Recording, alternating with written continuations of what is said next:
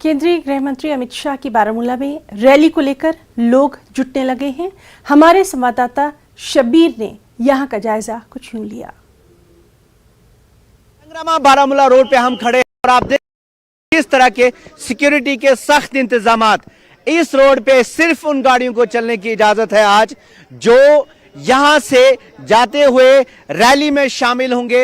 Home minister Amit Shah की राजौरी की rally के बाद आज एक बड़ी रैली बारामूला में होने जा रही है और सिक्योरिटी आप देख सकते हैं इस रोड पे हर शख्स से को जांचा जा रहा है, उससे पूछा जा रहा है कि वो कहां कैसे क्या उसके पास सिक्योरिटी पास है, जाने की इजाजत है, उसके बाद ही उन्हें यहां से जाने की इजाजत होगी।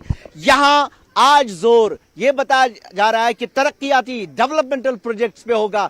कई मंसूबे ऐसे हैं जिनकी बुनियाद डाली जाएगी और कई ऐसे हैं जिनको बाकायदा जिनका संग बुनियाद रखने के अलावा उनको इफ्तिताह किया जाएगा, इनॉग्रेट किया जाएगा।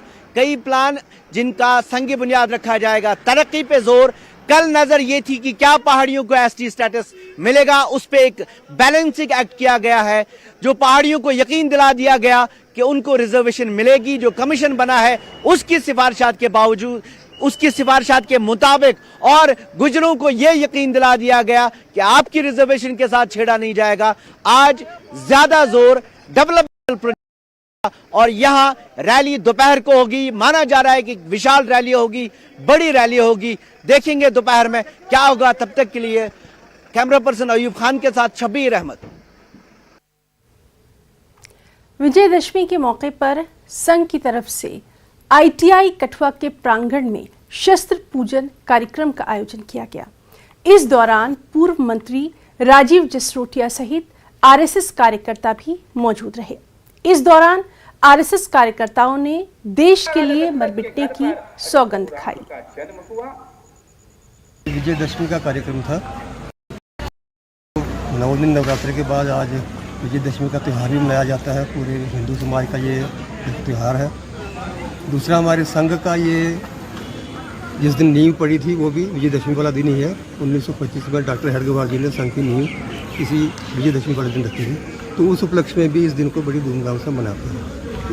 साथ में ये शस्त्र पूजन का कार्यक्रम भी रखा होता है इस दिन, ये दिखाने के लिए कि हम शक्तिवान हैं, हमारा समाज भी शक्तिवान है। जब भी कभी ज़रूरत पड़ेगी समाज को, देश को, हम अपने अस्त्र शस्त्र उठाकर देश की सेवा के लिए हमेशा तत्पर रहेंगे और तत्पर रहते हैं। तो समाज ये ना सोचे कि हम असहाय हैं, तो उसको एक प्रतीक के रूप में हम यहाँ पर शस्त्र पूजन का कार्यक्रम भी करते हैं। तो आज ये तकरीबन इस नगर के जितने भी अपने संगठन के कार्यकर्ता थे, जितने भी स्वयं सेवक थे, उनको यहाँ पर बुलाया गया था। तो शस्त्र पूजन का कार्यक्रम और विजयदशमी का कार्यक्रम आज है। युवा पीढ़ी को देशभक्ति के लिए किस तरह प्रेरित किया जाता है? देखो, जब तक हम संगठित नहीं होंगे, इकट्ठे नहीं होंगे, तब तक हम अपने देश को, अपने समाज को आगे नहीं ले जा सकते। तो एक शाखा के द्वारा हम यहाँ पर खेल खेल में बच्चों को अपने देश प्रेम के गीत सिखाते हैं, देश भावना जगाते हैं उनमें, और राष्ट्र के प्रति उनका प्रेम जो है वो जगाते हैं। आने वाले वक्त में, आने वाले समय में जब भी कभी हमें, हमारे समाज को, हमारे देश को, हमारी ज़रूरत पड़े, तो हम हमेशा उनके तत्पर रहें, आगे रहें, उनकी